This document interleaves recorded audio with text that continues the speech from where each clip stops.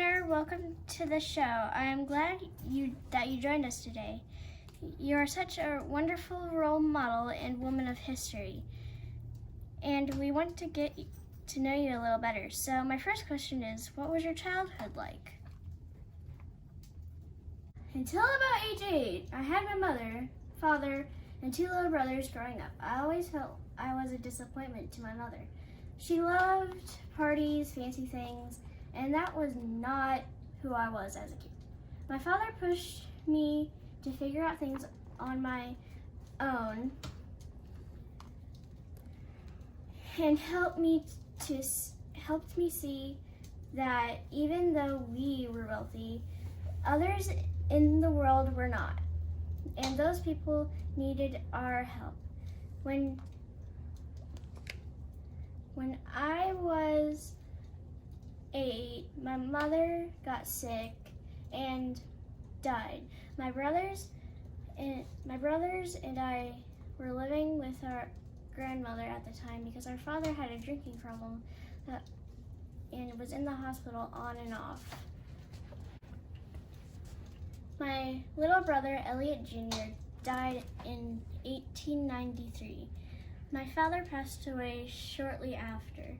It was hard being an orphan, living with my strict grandmother, but my aunt Jamie convinced her that I should study in London at a boarding school. I loved it there. My teacher helped me learn that I was born a leader and I could speak up against things I saw wrong in the world. Oh, I am sorry to hear about your parents and your little brother.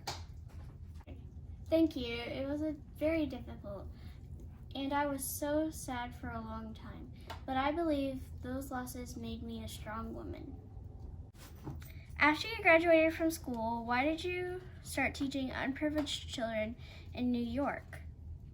Unprivileged children at the time were going through a lot. Many had to work to help their families, if they even had families.